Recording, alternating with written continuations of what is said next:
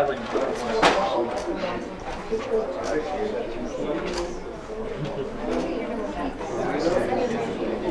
We're all here for this wonderful event. Story Crossroads Festival and Summit has been going on for a few days now, and we're so glad that you are here at this event tonight. My name is Holly Robison, and I'm gonna just kind of be our tour guide tonight.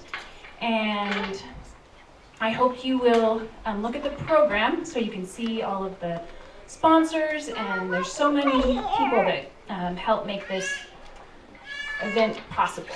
And also, I want to thank all of you storytellers, because we're going to hear some amazing stories tonight. And I'm just going to get right into this, and I'm going to announce the first 4 storytellers, and you can just clap after each one of them, and after one person is done, then the next person will come up. So our first storytellers are going to be Maya Bowles, Lottie Walters, Chloe Rasmussen, and Cal Pfeiffer. So let's give them a round of applause, and then we'll tell their stories. You guys get over.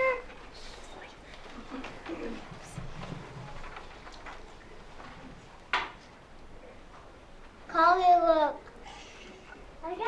My Not So Gold Tooth by Maya Bowles.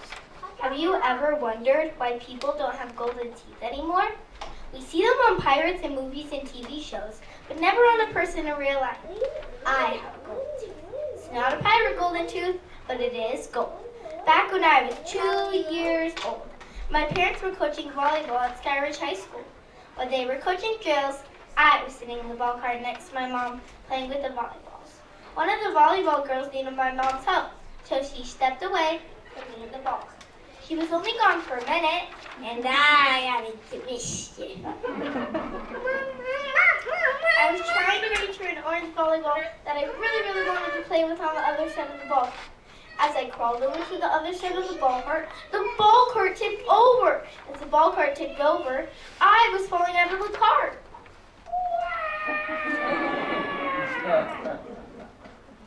As I fell, I landed on my face. My nose didn't break. My teeth didn't chip. Oh, that tooth? That's a different story. But something did happen. As my dad picked me up, there was blood gushing out of my face. And my tooth went missing. My parents and the volleyball girls searched in the gym for my tooth. They searched high and they searched low, but my tooth could not be found. We ended up needing to go to the hospital in the Salt Lake City. When we got there, we had to wait a long time for the special dentist. Finally, when the special dentist showed up, he used a fancy camera to take x-rays of my mouth to see where my tooth had run off to. Finally, when the dentist showed up, he spotted it. My tooth had gone up into my gums in front of my big tooth. The dentist said, "I think this tooth will come down on its own. Wait for a few more weeks, then come back." Then he sent us home. After a few weeks, we came back. "Nope, your tooth is still there," he said. "Wait for a few more weeks, then come back. Then your tooth will come down." We waited for another few weeks, and still nothing. So finally, the dentist said, "You'll need to see a dentist who will put you to sleep and pull that tooth out. It's being stubborn." So we went to the dentist to pull my tooth out. He put a Miss Piggy nose on me, and I fell asleep. While I was asleep, he went into my gums and pulled that stubborn tooth out. 3 years passed, and my big tooth was finally showing up. As we watched it grow, we noticed there was a special kind of color on it. Golden. There was a golden spot on my tooth. From then on, my tooth has been known to everyone I meet as my gold, not so gold tooth. The end.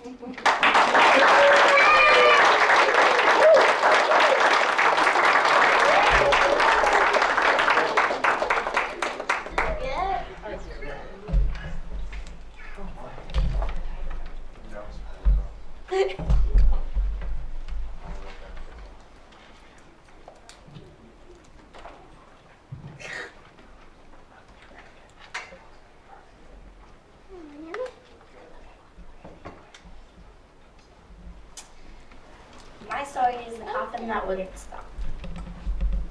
Once, there was a boy named Albert Ward.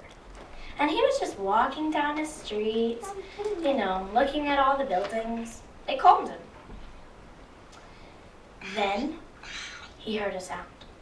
Thump, thump, thump. Oh no, that's fine. It's fine. He kept walking. And when he was halfway up the street, he heard it again. Thump, thump, thump. No, it's fine. It's not bothering me, it's fine. When he was just about at the end of the street, he heard it a third time. Thump, thump, thump. Okay, what should I do now? So he ran up to his house and unlocked the door. When he got to his door, he slammed the door shut and locked it right up, making sure anything behind him couldn't follow him. Then he walked up into his bedroom, thinking he was imagining things, and tried to get his mind off that noise. When he had finally done it, he heard it again. Thump, thump, thump. Then he was finally concerned. He ran down the stairs, and nothing was really there. And so he walked back up into his bedroom, thinking, I'm sure I'm imagining things. So when he had gotten his mind off of it a second time, he heard it another time. So then he ran down the stairs, and the door was open. The door to his front porch. Did I lock that door? When he looked outside, there was a coffin on the front porch. That's strange. I didn't see that when I was on the front porch when I walked into the house. So, as he looked at it, it started wiggling and moving as it made the sound. Okay, now it's really getting to me. When he looked at the coffin, he thought, well, what am I going to do? There's nothing I can do. I'm just a kid. Also, my parents aren't home, so there's nothing I can really do. But then he realized he had a cough drop in his pants, in his pocket, his front pocket of his pants. I have been coughing a lot lately. So he pulled it out of his pocket and thought, well, what am I going to do with this? I guess I could throw it at it. I don't know why, but I guess I could. So he picked it out of his pocket and threw it at the coffin. And the cough drop made the coffin stop. When the coffin stopped thumping, he went upstairs later that night to his bedroom, and he sat in bed wondering, was it just him that the coffin was at his front porch and bothering him, or was it other people? And from then on, the rest of eternity, it was silent.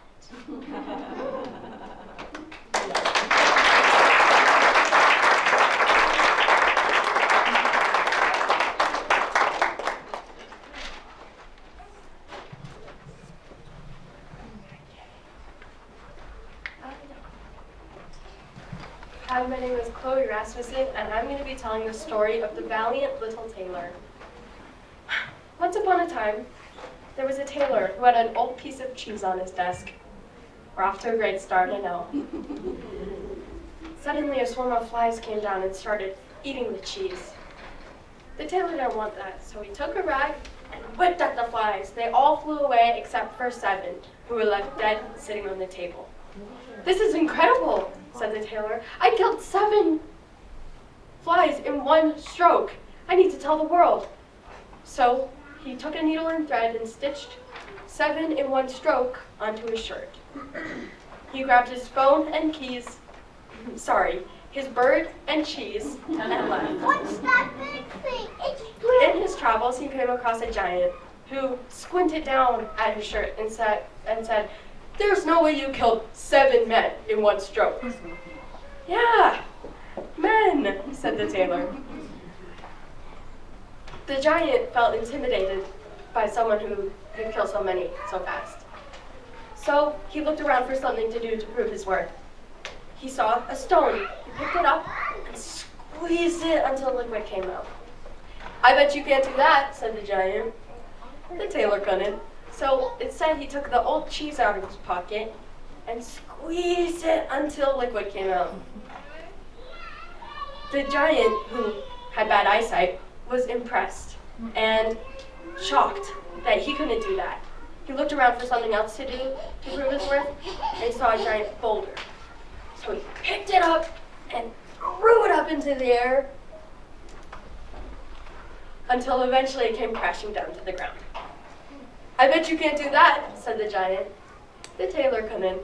So instead, he took the bird out of his pocket and threw it up into the air, and it flew away. The giant was so sad that he couldn't do that as well as the tailor could.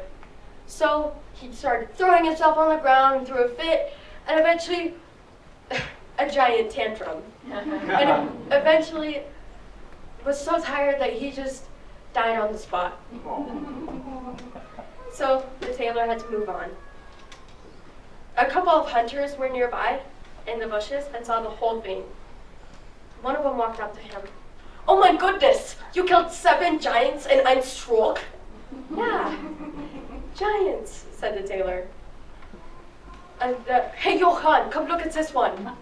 The other one ran up, who saw his shirt and said, You need to join Das King's army. He would love to have someone like this on his side."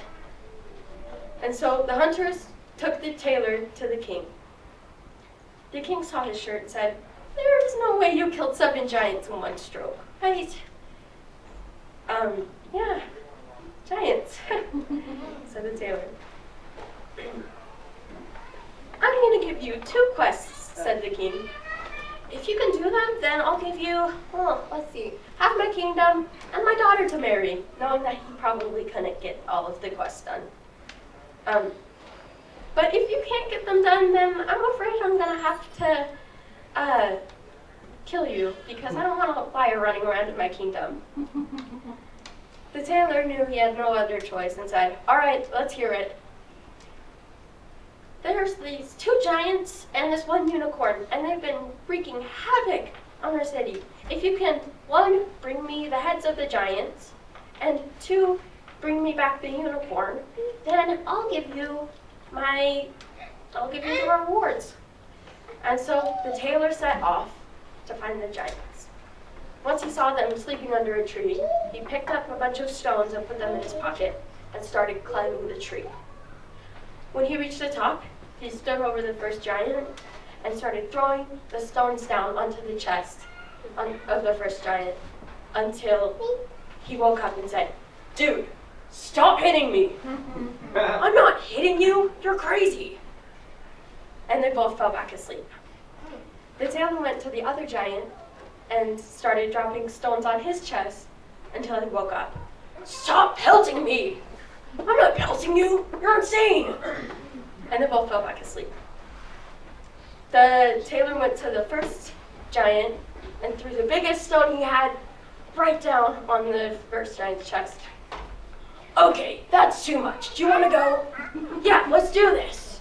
And they fought each other so much that they both fell over from exhaustion. The tailor went up and got both of their heads to bring back to the king. Then he went to go find the unicorn. When he saw it, he thought of a plan. He stood in front of a tree and said, "Ooh, look at me! I'm so pretty! I'm so pretty, much prettier than any unicorn." The unicorn didn't like that. And so he drew his horn and started charging at the tailor, who jumped out of the way from the tree just in time. And the unicorn's horn went straight through the tree. The tailor wrapped a rope around the unicorn's neck and got the horn out of the tree and took the unicorn and the 2 heads of the giants to the king, who At this point, it would be unkingly to refuse these gifts. So, the tailor and the princess got married and lived happily, deceitfully, ever after. The end.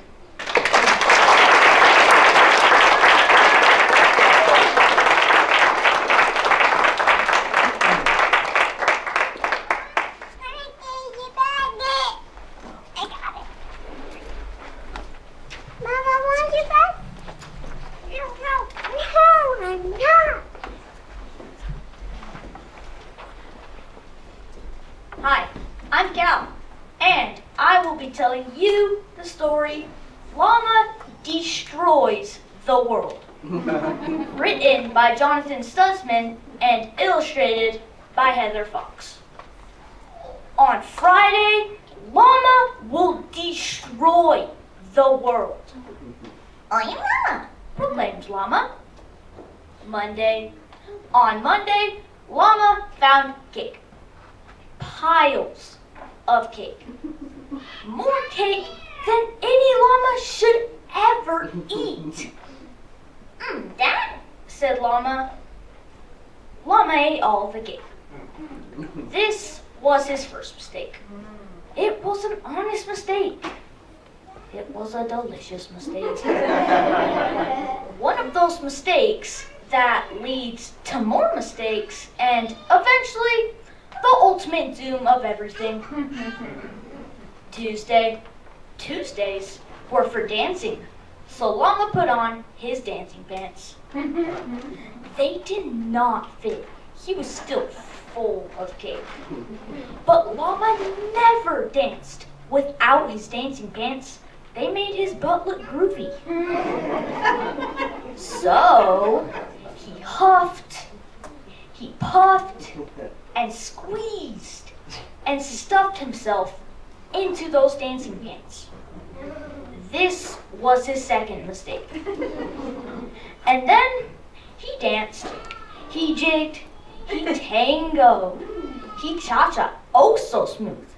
His rhythm was perfect. His moves were precise. But the pants never stood a chance.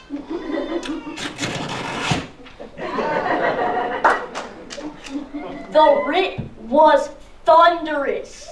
It shook the house, the trees, and the mountains. It shook the very fabric of the universe. The cosmic vibrations from the ripping pants were so mighty that a black hole tore open. On Wednesday, Llama found the black hole. Dad, said Llama. He had never seen one before. He didn't know what it could be or what it could do. But Llama, he was the Llama of science. He knew the answers were out there waiting to be discovered. So, he read books. He ran complex experiments. He debated with the greatest minds and thinkers he could find. And after analyzing the data, he came up with a well-thought-out conclusion. Dat, said Llama wisely. Instead of warning the world of its imminent doom, Llama, he decided to do something more important. Make a bologna and cheese sandwich with extra cheese. This was his third mistake. On Thursday, many signs of doom appeared in the sky. Flying top hats, soaring teacups, twisting, tumbling, well-dressed turtles. But Llama didn't notice. Thursdays were for painting, and Llama was too busy painting his latest masterpiece to notice. The end was near. On Friday, the world ended. The more the black hole sucked in, the bigger and stronger it grew. Animals flew. Pizzas and bicycles and houseplants flew. Llama flew too. I am Llama! The black hole sucked up everything. Everything left in the world. Everything left in the universe. until there was nothing. I am Llama. Saturday. On Saturday, on the other side of the black hole, everything was fine. The world had tumbled out of the black hole just as it had been before. Even Llama. I am Llama. Proclaimed Llama. The sky was blue, the sun was shining, the world was perfectly calm, like nothing had ever happened. Sunday. On Sunday, Llama found something wonderful. Piles of pie. More pie than any llama should ever eat. That, said Llama. Llama ate all the pie. The end.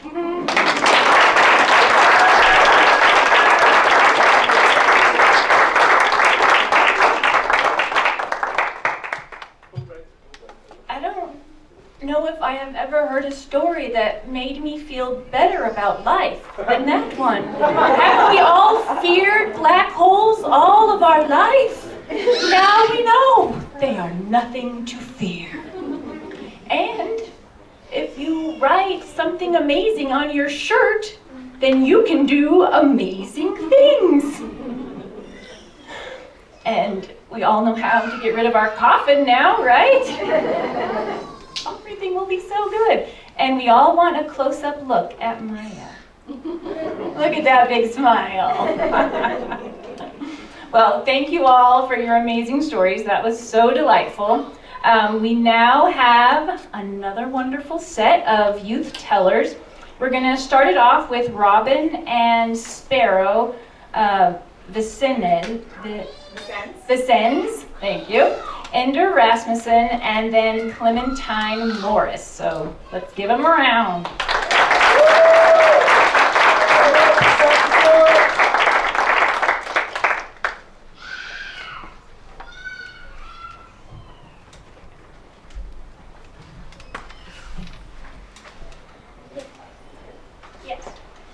My name is Sparrow. And my name's Robin.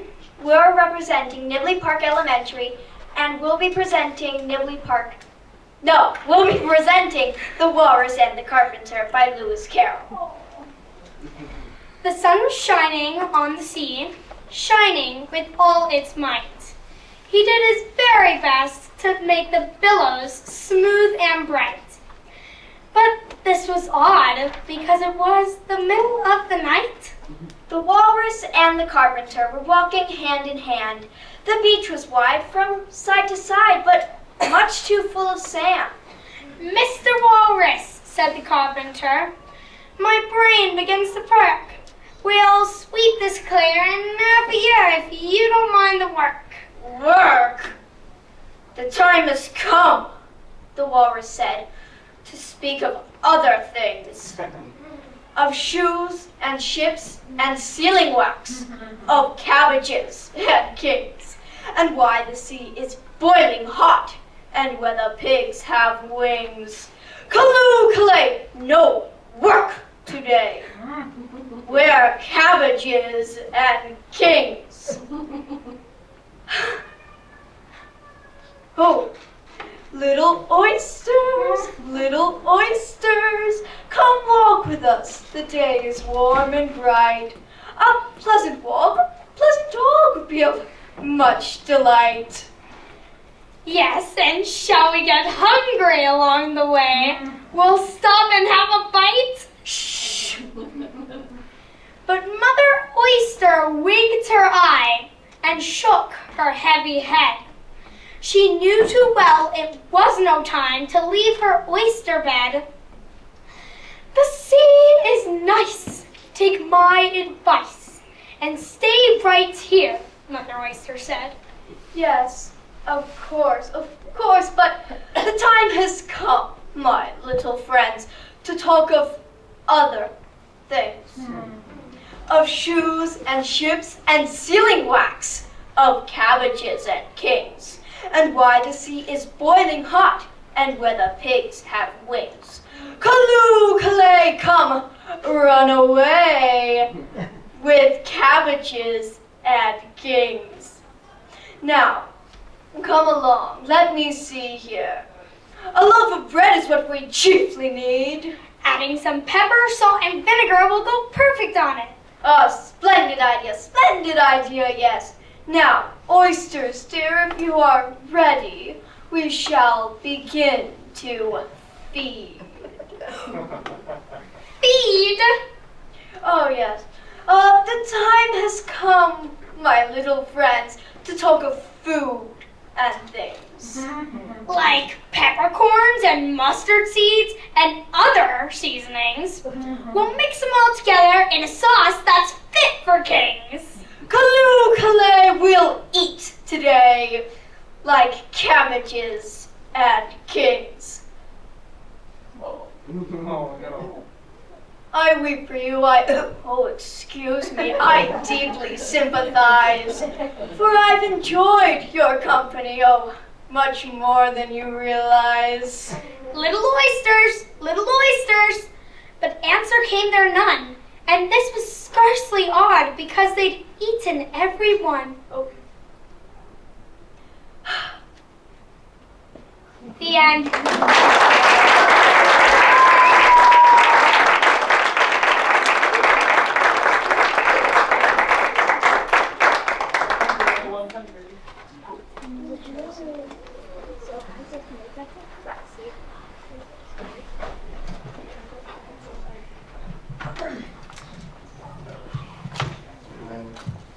Well, I was going to say they saved the best for last, but it turns out I'm not going last, so that joke doesn't really work.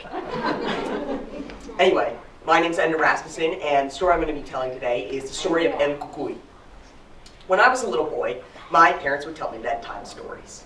In my family, stories aren't just told to entertain or to teach you not to steal from a nice family of bears in the woods. Sometimes stories are told to scare children. Give them a healthy fear of things like dark alleyways and scary forests and staying up too late. One of those stories that I was told was the story of El Cucuy. For those of you who don't know, El Cucuy is sort of like the Mexican boogeyman. He hides in shadows and in closets and under beds, just waiting to snatch up disobedient children so their parents don't have to deal with them anymore. So that's where my story begins. Without any further ado, El Cucuy. When I was a little boy, let's say 7 or 8 years old, I didn't want to sleep. I asked my mom, "Mama, why do I need to go to sleep? I'm not even tired." And she said, "Well, Ender, if you don't go to sleep, El Cucuy will get you." What's El Cookie? El Cucuy is a terrible monster. Nobody knows what he looks like, but he carries a cloth sack over his shoulder. He snatches up children and he waits in dark forests and alleyways and under your bed. So, if you don't go to sleep, El Cucuy will get you.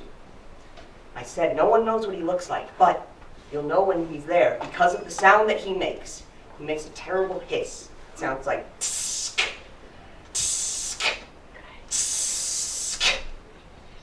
Now, go to bed, mijo, or El Cucuy will get you.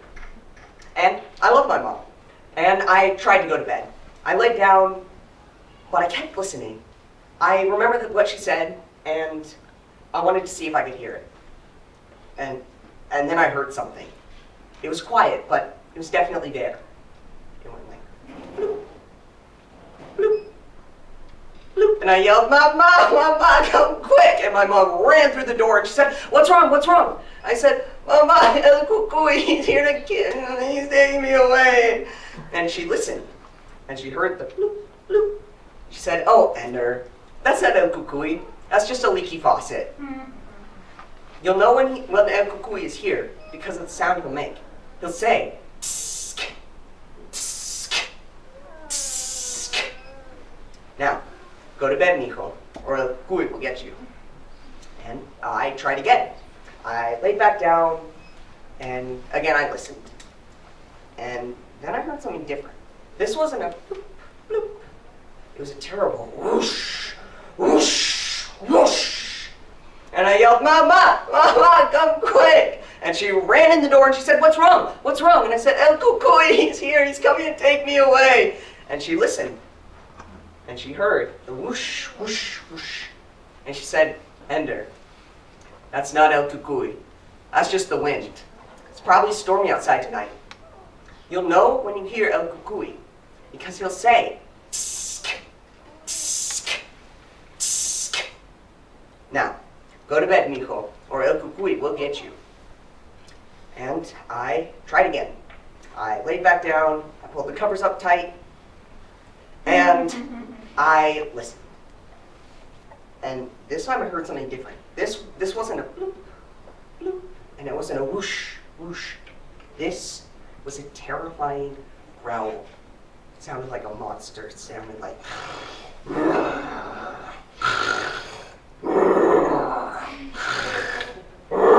And I yelled, Mom, Mom, Mom, Mom. But before I could finish, my mom ran through the door and she said, Ender, that is not El Cucuy. Your dad just fell asleep.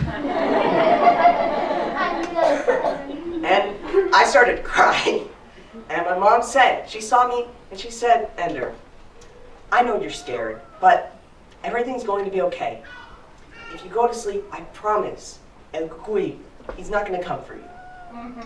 So I tried one more time. She tucked me in and she turned out the lights and I laid down. And I didn't listen for a thing. I laid down, closed my eyes, but right as I was about to fall asleep, I heard something. This was different. This wasn't a leaky faucet with wind, and it definitely wasn't my dad. This, when I heard it, the hair on the back of my neck stood up. It was terrifying. It sounded like this. It said, tsk, tsk, tsk. And I tried to yell, I tried to scream, but nothing happened. All I could do was turn to the side, and I saw him. It was El Cucuy. He was 8 feet tall. He had dark, matted fur all over his body. His teeth were yellow and they were filed to a point. And he carried a cloth sack over his shoulder. I looked to him and he knelt down by my bed. He said, Hola, niño. You should be asleep. And then he snatched me up in his sack and he took me away. And no one has seen or heard from me ever since. Thank you.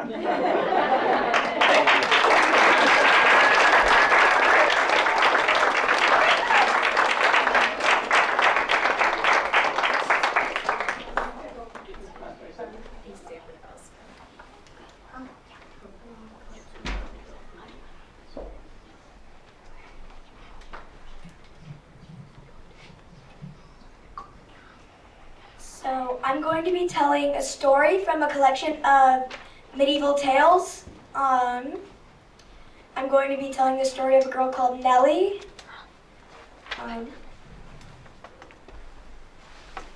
I was born lucky. Well, not born lucky, as you soon shall hear, but lucky soon after and ever after. My mother and father were starving poor, and they dreaded another mouth to feed. So when my father saw that I was a girl child, he took me up to drown in a bucket of water. But here's the lucky part, and it's the truth. I didn't drown, babe though I was.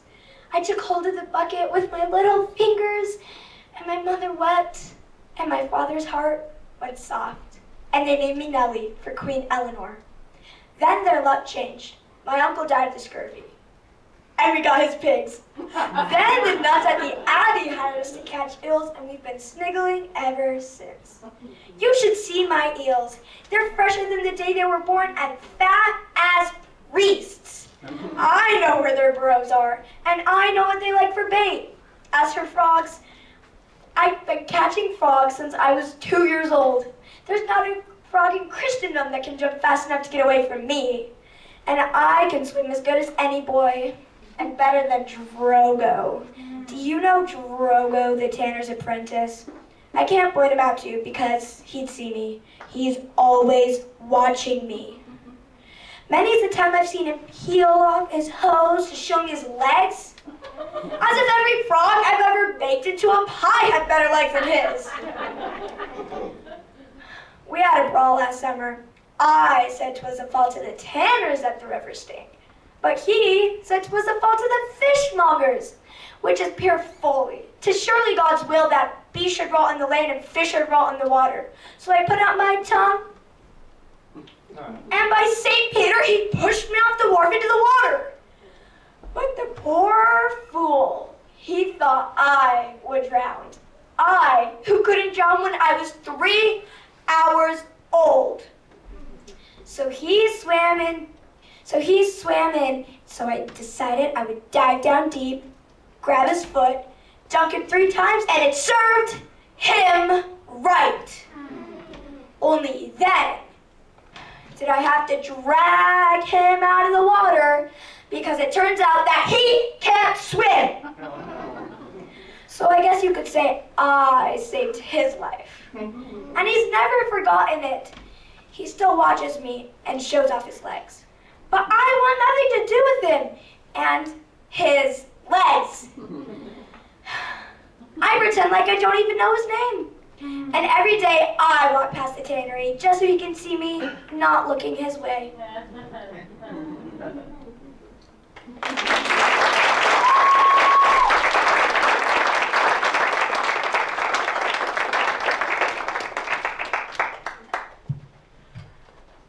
Are you guys done laughing yet? Because that was very, very delightful. I'm sure that Lewis Carroll is smiling from up above, and every sound that we hear we're gonna think is El Cucuy. And I really want to go find your book that you had so I can read more of those great stories. Good master, sweet ladies. Good Tales of master, medieval sweet village. ladies. All right, now we can all get some more of Nell. Yes? All right. Well, our evening is not over. We have some more wonderful storytellers with you, or with us tonight. And maybe if you were at the event earlier today, you have heard from them before, but I am so excited to hear their stories tonight. I'm first going to introduce Betty Sawyer, and as I was reading about her, the thing that stood out to me the most was that Betty helped establish the Utah's Martin Luther King Jr. Human Rights Commission and the state's recognition of Juneteenth, which I think are really amazing things and deserve a round of applause all of their own. And for all your applauding, I will invite Betty to come up and join us.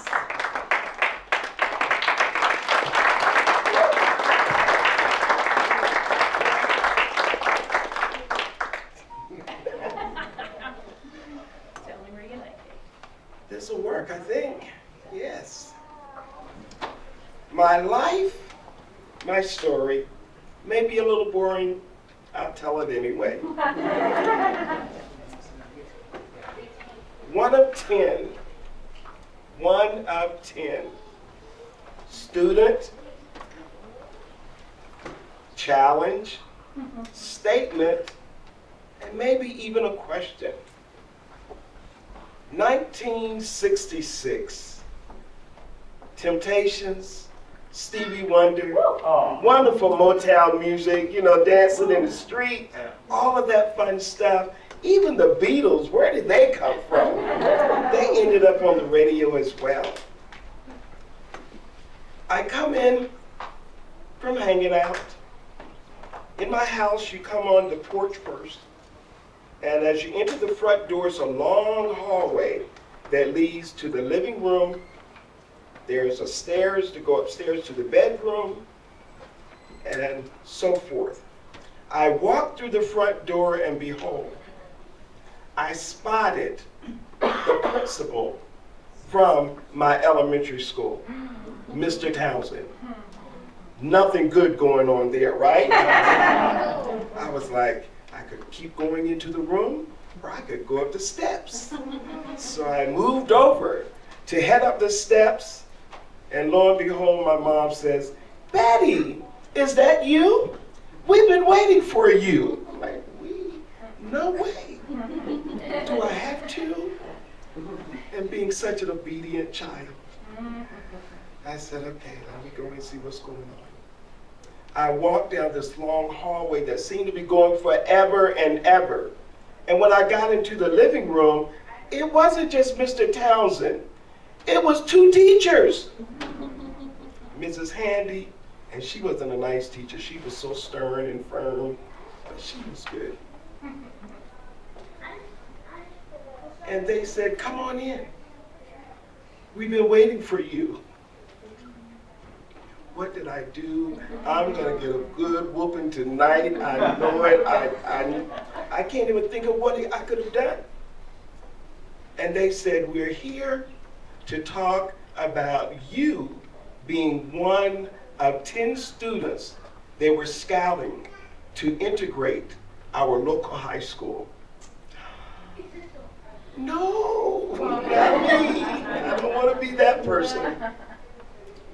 My mom, bless her heart, was active in church, PTA, Girl Scouts, community, and the NAACP.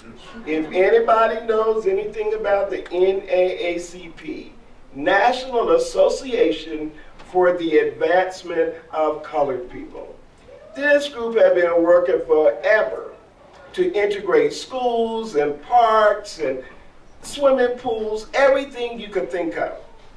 So when they got me in that room, what do you think she said?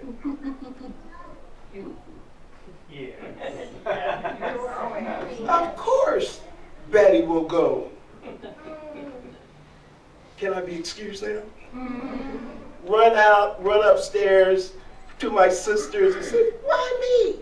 You're not going?" They would say, "No," because they were going to close down the school in a couple of years. So there was no need for the older kids to go. They had gone to look at freshmen, first-year students, and second-year students to have them go. So it's like, what am I going to do? Me and my friends got together and walked up to this school. It was a long walk, just to check it out, because we'd never gone there before. It's like, it looks okay. Looks okay. And so a few days later, it was time to go to school. I get up early.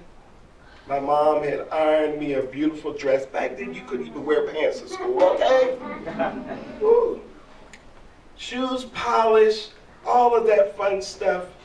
And I felt betrayed because I'd always wanted to go to the same school my siblings went to, Worcester High, Black and Gold. Their band was fantastic. They had a jazz band, and I love music. They had a glee club that was wonderful. They had drama, all of that fun stuff. But me, I get to go to Pocomoke High, where I don't know anybody but these 10 students.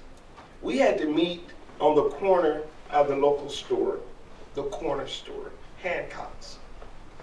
And we sat and waited. We talked about what we would do, what we think we would see when we got there. So the bus picks us up, takes us up to the school, and just like you've seen on TV, but not as bad. Because when we integrated, it was like 10 years after Brown v. Board of Education. Our school district said, "No, we're not doing that thing. We're not doing it." Until finally they were forced to do it. And we were that 1 in 10. A statement, a question, a challenge, but still, we were like 12, 13 years old. I'm scared. I am scared. And so we get to school, off the bus, people were waiting outside and yelling and doing all of that kind of stuff. And we get inside, they had a welcome committee for us. But we were all in different classrooms. Oh, God. It's like, oh no, where are you? What's your schedule? Where are you going? No, we were all in different classrooms. Scary again. And so that first year, we spent our time just kind of feeling each other out. There were fights. There was name calling. There were days I pretended to be sick so I didn't have to go. It didn't work. My mom would get me up again, and her favorite saying every morning was, "Hold your head up. Stick your chest out. No one knows what's in your pocket if you don't tell them." I still had to figure out what that meant. Okay? Hold your head up, stick your chest out. No one knows what's in your pocket unless you tell them. Okay, Mom. Head off again. Year 2 and 3. Trying to figure out something to do because this got to be better. School is supposed to be fun. So I like to sing, so I said, I'll join the choir. There were 2 of us that did that. I said, okay, I'll join the band. Clarinet, I still can't play the clarinet. But at least it got me out and doing stuff and going to parades and, you know, all of that silly stuff. Year 3, 1969. Dr. King was assassinated that year, so everything was wild and crazy all over again. And the day he was assassinated, I played hooky from school. My big brother taught me into it. He was playing hooky and made me stay with him so he wouldn't get in trouble and put it on me that I was sick. I wasn't sick that day. But for the longest time, I said, if I had gone to school, Dr. King would not have died. No. It's like, what? But I thought that for the longest time. I was home. I should have been at school. I would have never known about it. So, 11th grade. We're still there. We're getting a little more comfortable with each other. By now, I'm the youngest of 6 kids. So I grew up a tomboy. I wanted to be everywhere my brothers were and hanging out. So I was on the basketball courts. My dad played baseball, so I was in the baseball park doing all of that. So I said, okay, athletics, that sounds like a good thing to do. And that's where I found my real self, playing sports. I could compete, I thought, on an even playing field. Wasn't about my color, it wasn't about anything else. Can I hit the ball harder? Can I run faster? Can I jump? And I had a nice hook shot. Yeah, my big brother taught me that. And so school started getting a lot of fun. Going to dances, meeting people, people paying attention to you, asking questions, except this one teacher, Mr. Shoemaker. He transferred to our school in the 11th grade. He was good looking. Oh, all the girls, everybody, didn't matter. We all wanted to be in his class. He taught English. Mr. Shoemaker was tall, blonde hair, blue eyes, curly blonde hair, you know, like you'd been out on the beach that day. And it's like, yeah, sign me up for his class. And the class was pretty good because I like to read, I like to write. Mr. Shoemaker, at the end of the first semester, this man gave me a B with 5 pluses. I'm like, what? I've never seen that before. Why couldn't I get an A with 4 minuses? That makes sense to me. I said, you just wait, I'm going home and tell my mom on you. Okay? You're not as cool as I thought you were. And my mom goes and talks to him. He still kept that B with 5 pluses. He didn't think I was good enough to get an A? Minus? Minus, minus, minus, minus? I thought I was. I had only messed up on 1 test all year long. So I had to go back, okay. I thought we were through with this foolishness. 12th grade. Yay, graduation, we made it through. And even now, the school was full. There were a lot of us there by now. So it was pretty cool. Said athletics. I played basketball, lettered in basketball, team captain. Field hockey, lettered in field hockey, team captain. Softball, shortstop. I was good with a mean throw too. Get them out, love it, love it, love it. At the end of school, everybody gets to do, you know, the best this, the best this, the most that. You get all of these accolades that the seniors get to choose people. So I knew I was down for the best athlete of the year, okay? I knew I was. And Mitchell, he was another gentleman. I knew he was gonna get the best guy award. When the announcement came out, guess what? That year, they decided that they would not give out that award at all. the challenge.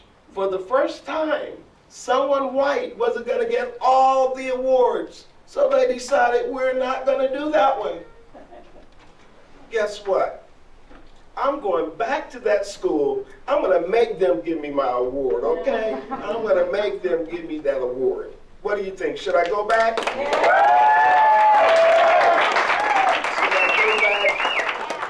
And as we journey through all of this, the big lesson for me, aside from not giving up, and aside from knowing I had a great foundation, so I knew who I was on the inside. So all of that other stuff, even though it wasn't good, it wasn't a good experience, I was able to see some of the bright lights and bright spots and not count all people the same.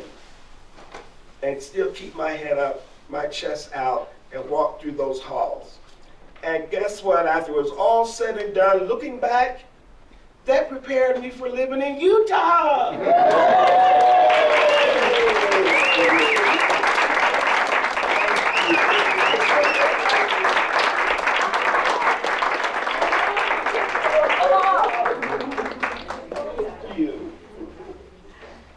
You didn't kill Mr. Taylor. I didn't. I thought about it. That was a little radical back then. I hope that living in Utah is better than I will give you all the awards. Very, very poignant story for the times, and good to remember. Grateful that we live somewhere where we can all be together. So thank you. Our final storyteller for the night is going to be Ted Erekson. And when I was reading about Ted, I really loved this part because he identifies as the purple sheep of the family. And I've never heard that color before, but I really like it. So I think we're in for a good time. And his favorite book is The Wizard of Oz. So let's see what land Ted is going to take us to tonight. Ted Erekson.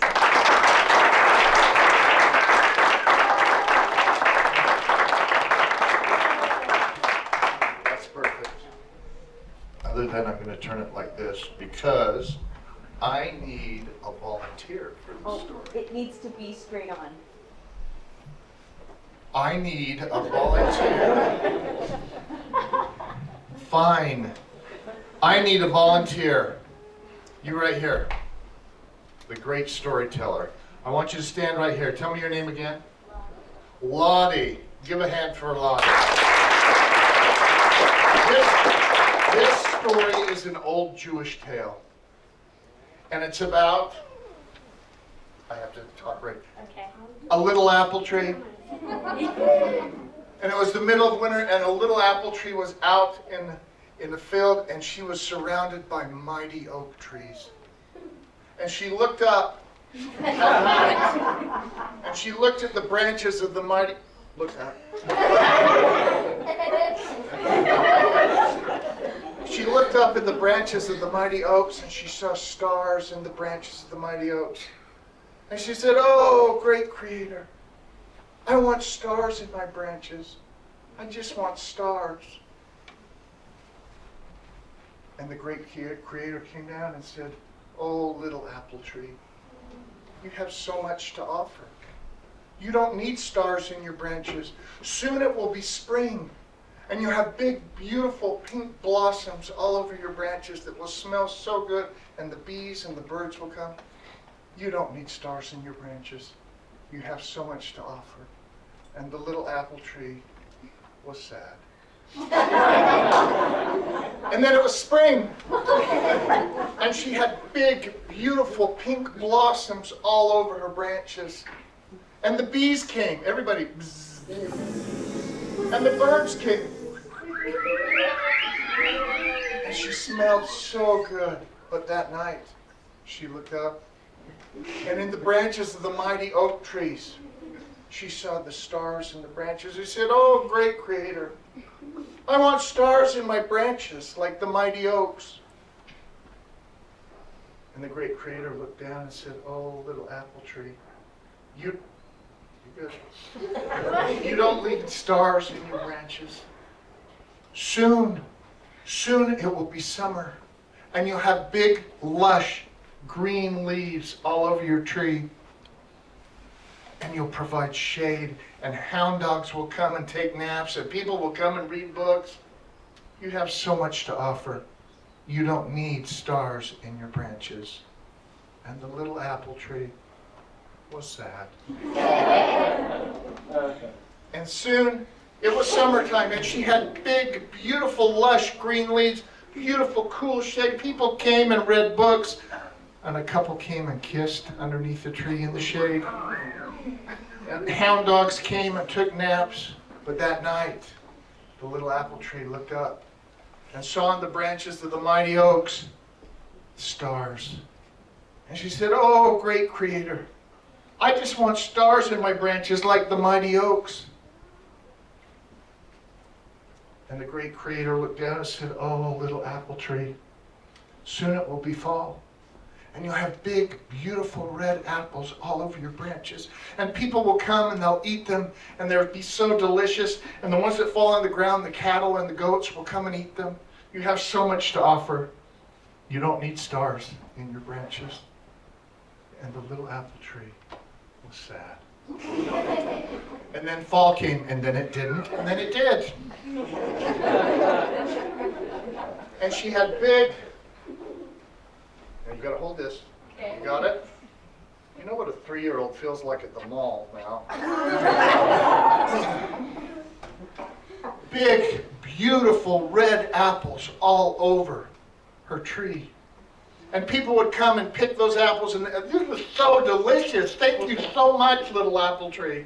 And the cows and the goats would come and eat the ones that fell on the ground. But that night, the little apple tree looked up, and she saw the stars in the branches of the mighty oak. She said, "Oh, great Creator, I just want stars in my branches like the mighty oaks. Please, I just want stars." And the great Creator looked down and said, "Oh, little apple tree, you have so much to offer.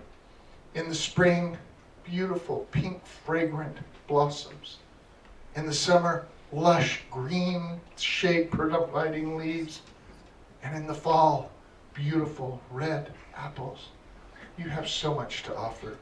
You don't need stars in your branches." And the little apple tree was sad. And she started to tremble and quake.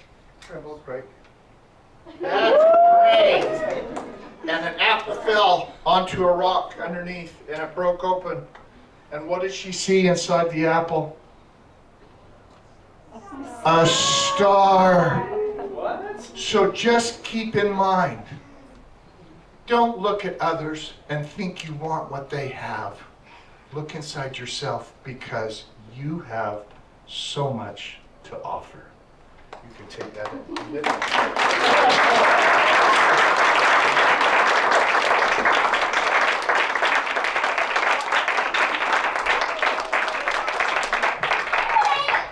All right, Betty. This story's about me. This is my story. Right. Now, Betty mentioned in her set today, whoopings. I got a lot of whoopings as a kid, and I deserved every one, and it was legal back then. But my mom would use the belts that we had, and she would beat. We deserved every one. And me and my brother Dave would get into so much trouble. And one time we got into trouble, and we ran down the stairs because Mom was coming after us. And we ran in our room, we shared a bedroom, and we hid our belts. And Mom came in scrambling, looking for the belts, and she was so frustrated, and she left.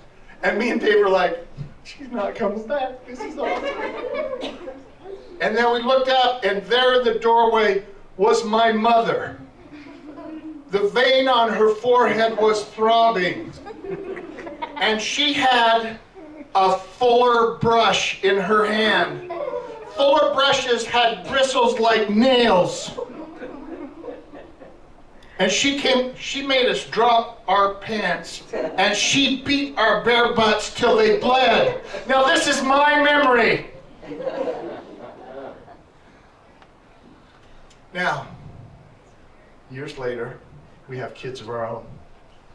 We eat dinner together because that's important to keep the kids out of trouble. You eat dinner together as a family, and I would tell them that story about my mother beating my butt till it bled. And we went to visit Grandma Lou. And my oldest son, Isaac, he got up the courage and he said, Grandma Lou, is it true that you beat my dad's bare butt till it bled? And you know what my mom said? She looked at him all innocent and said, do I look like a woman that would do such a thing? And I said, yes, yes you do. Now I was 4 years old, my brother Dave was 5. I was 4, Dave was 5. To this day, he is still 1 year older than I am. I was 4, he was 5, we shared a room, and we were sick. We had fevers and sweats, swollen glands, sore throats, we were so sick. And Mom came into our room and said, okay, we're gonna go see Dr. Giddings at the Olympus Clinic. And we loved going to see Dr. Giddings at the Olympus Clinic because every time you went, you got a sucker. And that sucker made everything worth it. But looking back, as a parent now, the suckers were dumb because they didn't have a stick because they worried back then that you might poke your brother in the eye with a stick. So it had a little rope. They called them safety suckers. But as a parent, they're dumb because you eat the sucker and then it falls and it drips and it gets gooey and sticky all over your hands. But we thought the sucker makes everything worth it. So she got us dressed and she took us out. We had an old green Rambler. We didn't have seat belts back then. That's how old I am. Cars didn't have seat belts. But you didn't need them in the green Rambler because on the back seat, the material on the back seat had little pokey things like Velcro. And you threw the kids in the back and they'd stick. And Mom threw us in the back. And she got up front, she started, and she pulled out, and she headed for the Olympus Clinic. We got to the Olympus Clinic. She got out, she peeled us off the back seat. And we got to the doors of the Olympus Clinic. And she opened, now, keep in mind, from this point on in the story, Mom does not look us in the eye. She opened the doors to the clinic, the odor wafted out. We could smell the formaldehyde that they were keeping all the dead body parts in the back in. We walked in and there was a little people couch and a big people couch. Me and Dave sat on the little people couch, Mom sat on the big people couch. She did not look us in the eye. And me and Dave, while we were sitting there, we were doing this. And then we heard it. We heard a child screaming. They were torturing it in the back. And we were doing this now.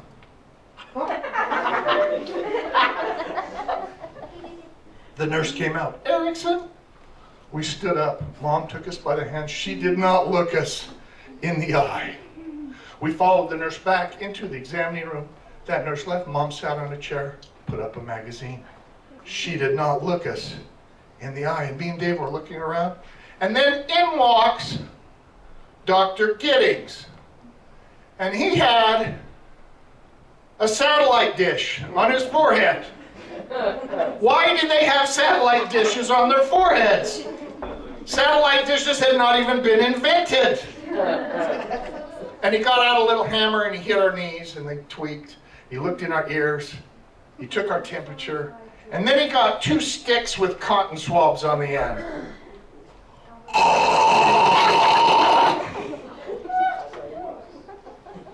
And he left the room. And he was gone for a while. Mom did not look us in the eye. And he came back in and he said, well, Teddy and Dave, you have strep throat. And then he left. Mom didn't move. I'm like, okay, where's our sucker? We waited for a while longer, and another nurse came in. Follow me. We stood up. Mom did not look us in the eye. We followed the nurse down the hallway, and then she turned down a dark corridor. That's a hallway.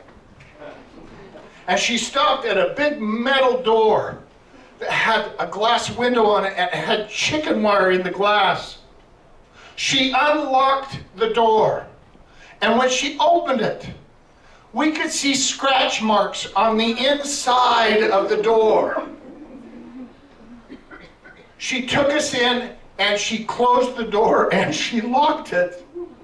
Mom sat in the only chair and she put up a magazine. She did not look us in the eye. Me and Dave were looking around. Besides the chair my mom was in, there was a hospital gurney. It's the bed with the wheels on the bottom, and next to that was a big metal cabinet. And as we were looking around, we heard the door unlock, and in she walked. Nurse June. I hate the month of June because of Nurse June. She had bright red hair like the flames of hell. She had deep blue eyes like the embers of a fire. And her lipstick went up, but her face went down.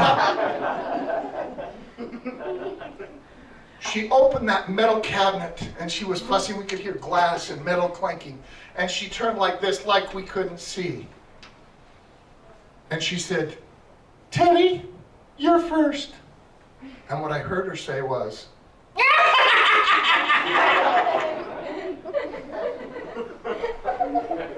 she had a big metal syringe like they use on cattle.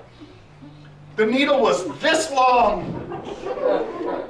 And she said, Teddy, you're first. Now, when you go in to get a shot these days, you go in, you lift your sleeve, the nurse comes in, goes boop, boop, boop, and you're done. Not Nurse June. She wanted a bigger muscle. So while I was getting ready, she went to the other side of the room to get a running start. And she ran and she jammed it in. Clear to the bone. My eyeballs were out to here. She tried to squeeze it in, but because it was in the bone, she pulled it out a little bit. And then she moved it around! Why did they move it around? The stuff inside the syringe was thick as honey. I know this for two reasons. One, as she tried to push it in, she made this sound. And two, as it went in, my cheek was getting bigger and bigger and bigger. When it was all in, she tried to pull it out. But because it was all swollen, she took her foot and put it on my other cheek. And she made the sound again. She pulled it out. Blood went everywhere. I looked over at Dave. He passed out. He didn't even know he got a shot. And then Nurse June took my little belt off. I thought, am I gonna get a whooping on top of this? But she put a tourniquet on my cheek. As we were walking out, Mom did not look us in the eye. We got to the door and I said, just a minute, Mom. And I walked over to the nurse's station. Can I have my sucker, please?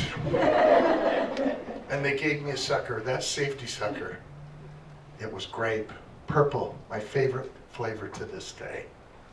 And I popped the plastic off it and I started to suck on it.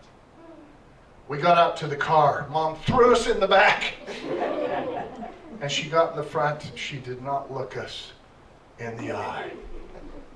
She started the car and started going. I peeled my arm down and I was sucking on that sucker and it was all sticky and gooey. And then I looked up and there in front of me, my mom's hair was coming down the back of the seat in front of me. And I reached up and that sucker made everything worth it. You guys have been great. Thanks.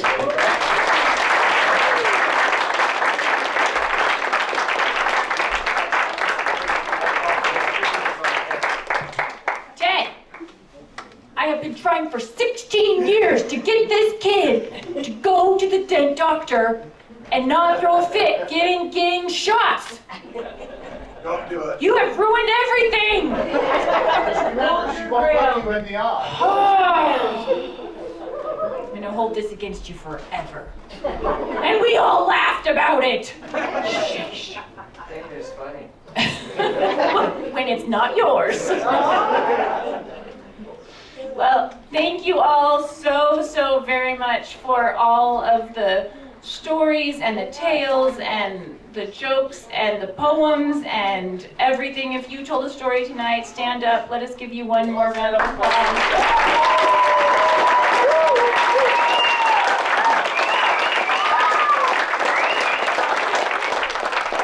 Well done. Rachel would love it if you wanted to fill out surveys about your experience this evening, and I hope everyone has a fabulous... There's digital versions in front of you, too. Perfect. If you don't want to handwrite it, because it's painful, you have to go to the doctors. All right. Well, thank you so much. Have a good night.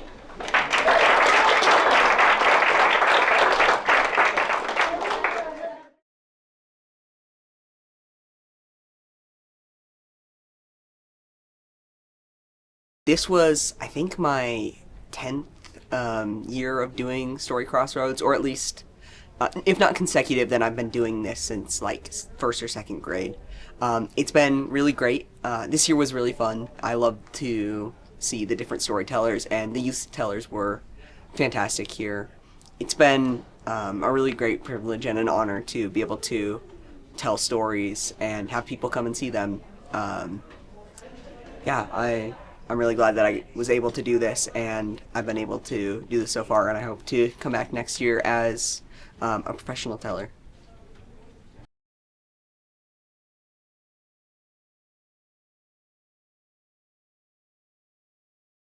Thanks to funding from National Endowment for the Arts, Zoo Arts and Parks, ZAP, of Salt Lake County, Creative West, Utah Division of Arts and Museums, City of Murray, Salt Lake City Arts Council, Utah Storytelling Guild, Murray City Library, Pleasant Grove Library, American Fork Library, and people like you.